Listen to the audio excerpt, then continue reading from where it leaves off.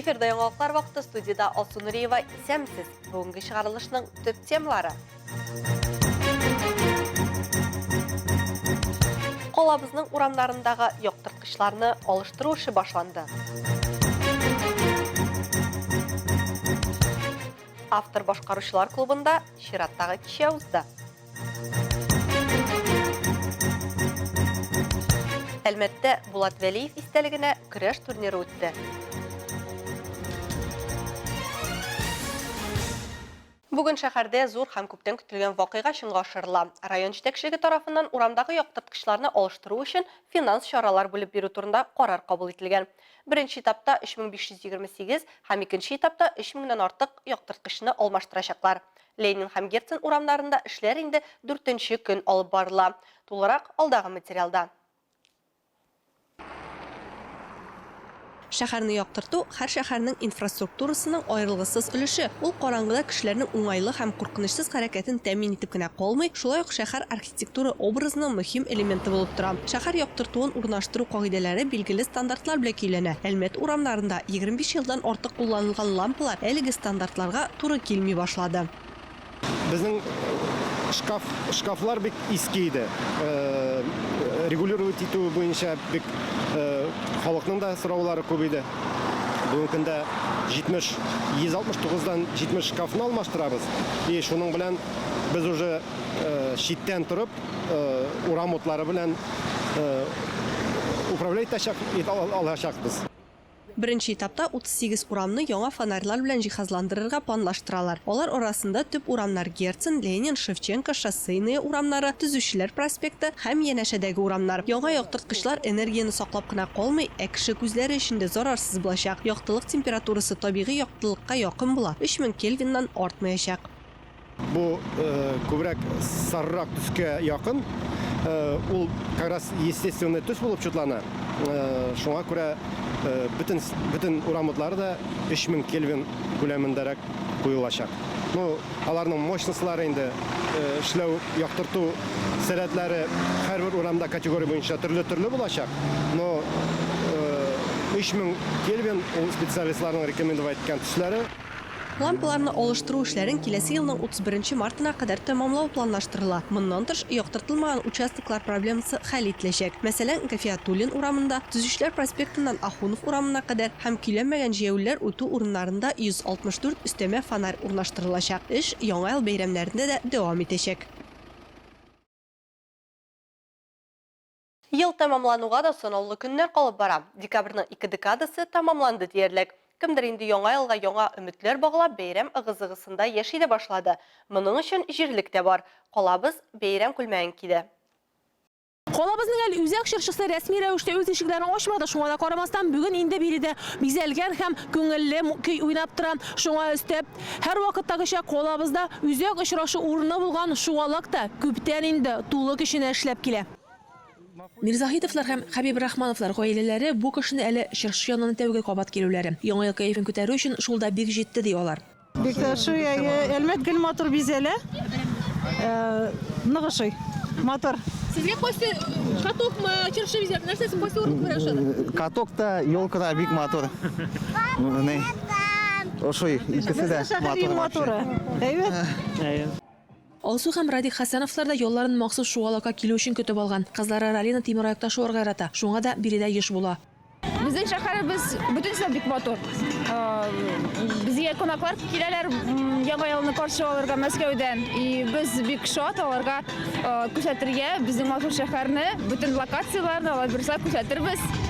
Әлмәтнең төп урамнары һәм мәйданчыклары бәйрәм күлмәген декабрь уртасында ук кия башлады. Бер-бер артлы гирляндалар, яңа ел атрибутикасы белән кибетләр, оешма предприятие биналары бизәлде. Чыршы урнаштыру да үзен озак көттермәде. Калабызның быелгы бизәлеше бер сәнгать идеясендә башкарылачак. Көнчыгыш шәкиятләре һәм төрки халыкларының традицияләрен чагылдырып, бизәү концепциясын Татнефть компаниясе тәкъдим иткән. Нәкъ менә Татарстан нефтчеләре ярдәме белән төбәгебез ел саен кабатланмас әкият дөньясына әйләнә дә инде. Моннан тыш киләсе ел Россия президенты Владимир Путин карары буенча гаилә елы дип игълан ителде. Шуңа бәйле рәвештә барлык кышкы чаралар да гаилә традицияләрен саклауны максат итәчәк. Әлмәтнең төп чыршысы 24 декабрьдә ачылачак. Бу көнне шәһәр халкы һәм кунаклары өчен театральләштерелгән һәм интерактив программа оештырыла. Моннан тыш 23 декабрьдә Чыршы Каракүз скверында да ачылачак. Шул көннән алып 8 гыйнварга кадәр яңа бәйрәменә кагылышлы чаралар 6 локациядә узачак. Бу Каракүз, Яшьлек скверлары, Нефтьчеләр мәйданы, компетенцияләр үзәге янындагы мәйданчык, Сәламәтлек паркы һәм Түбән Мактама шәһәр тибендәге поселогы. Радионың Манов Рафаэль Сафин, яңалыклар вакыты, Луч Әлмәт телекомпаниясе.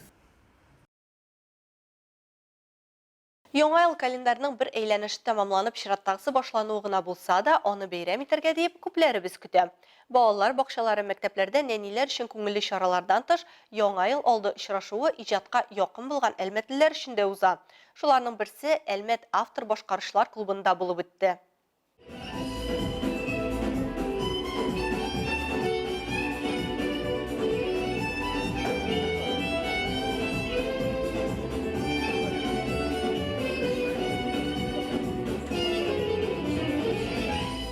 Җыр авторлары клубы калабызда әле күптән түгел генә эшли башлады һәм тиз арада иҗади әлмәтлеләрнең яраткан урынына әверелде. Әлеге мәйданчык Татнефть хәйрия фонды гранты ярдәмендә тормышка ашырылды.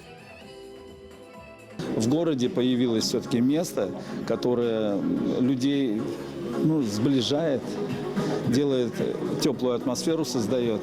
И люди тянутся сюда, хотят прийти, спрашивают. У нас есть сайт клубавторскойпесни.рф, где мы анонсируем. Ну и в других соцсетях, ВКонтакте, в Одноклассниках даже. Фондның музыкаль проектлар җитәкчесе Виктор Полупалтинов сүзләренчә, кичәләр иҗат сөюче калабыз халкы һәм кунакларын берләштереп кенә калмый, яңа идеяләр тудырып, шуларны чынлык итәргә мөмкинлек бирә. Форматы совершенно обширные, разные. Все они затрагивают творческих личностей нашего города. С каждым разом у нас все более разнообразные появляются другие люди. Не все время один и тот же контингент, грубо говоря. У нас уже идет по нарастающей. Темна была та самая луна, что раньше освещала всех в округе. Яңа ел алды очрашуында калабызда яшәп бард җырларын иҗат итүче талантлар, шигърияттә тәүге адымнарын ясаучы яшьләр чыгыш ясады. Әлбәттә инде төбәгебездә танылу алган эстрада җырчылары да кичәдән читтә калмады. Шундыйларның берсе Венера Мөхәммәтҗанова. Ул клуб ачылганнан бирле биредә еш була торган кешеләрнең берсе. Призрачно все в этом мире бушующем. Мне безумно нравится эта площадка, потому что она настолько какая-то уютная, камерная. Здесь самое комфортное количество, мне кажется, людей помещается, что вот как будто бы ты в семейной обстановке выступаешь.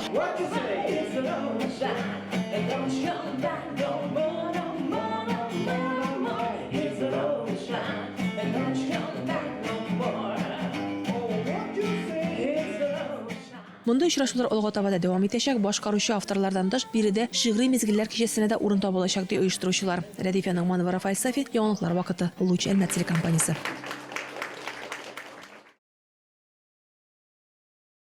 Әлмәт музыка күлияте студентлары үзләренең диплом проектларын яклауны дәвам итә. Камыр Батыр исемле татар халык әкиятен сәхнәгә Олинә Фазуллина куйды. Ул күлиятнең халык сәнгате иҗаты, этносәнгать иҗаты бүлегенең 4нче курсында укый. Татар халык әкиятләрен тыңлап үскән Олинә өчен әкиятнең кайсы да якын. Шулай да бик күп төрле әкиятләр арасыннан дуслык, тугрылык, игелек темасын яктырткан җыелма образ итеп Камыр Батырны сайлаган. Халык әкиятләре милли төсмерләрне саклап буыннан буынга тапшыруда лаеклы эшләрен башкара ди. Халык сәнгате иҗаты, этносәнгать иҗаты бүлеге мөдире Марина Галкина. Калабызда чиратта кабат көрәшче Булат Вәлиевне искә алдылар. Яшүсмерләр арасында узган көрәш турнирында республика һәм күрше Оренбург өлкәсеннән 10 команда катнашты. Аның максаты һәм нәтиҗәләрен алдагы минутларда белерсез. Бүген Әлмәттә уза торган әлеге көрәш турниры Татарстан һәм Россия төбәкләреннән 80ннән артык яшүсмерне үзенә җыйды. Аның төп максаты көрәш спортын популярлаштыру һәм Татарстан Россия дөнья чемпионы исеме яулап бакыйлыкка бик яшь кенә күчкән Булат Вәлиевне искә алу. Булат Вәлиев тумышы белән Мөслим районы Төгелде авылыннан. Көрәш белән Төгелде авылы мәктәбе физкультура укытучысы булган әтисе Зиннур Вәлиев җитәкчелегендә шөгыльләнә башлый. Әлмәткә күченгәч тә ул күренекле тренер Салават Йосыпов та шөгыльләнә. Колабызның физик культура техникумын тәмамлый. Әлмәт-нефть идарәсендә слесарь ремонтчы булып эшли. Аның гомере фаҗигале төстә 25 яшендә юл транспорт һәлакәтендә өзелә. Келәмдәшләре тырышлыгы белән 2007 елдан Әлмәттә аның истәлегенә багышланган Бөтен Россия яшүсмерләр турниры үткәрелә башлый.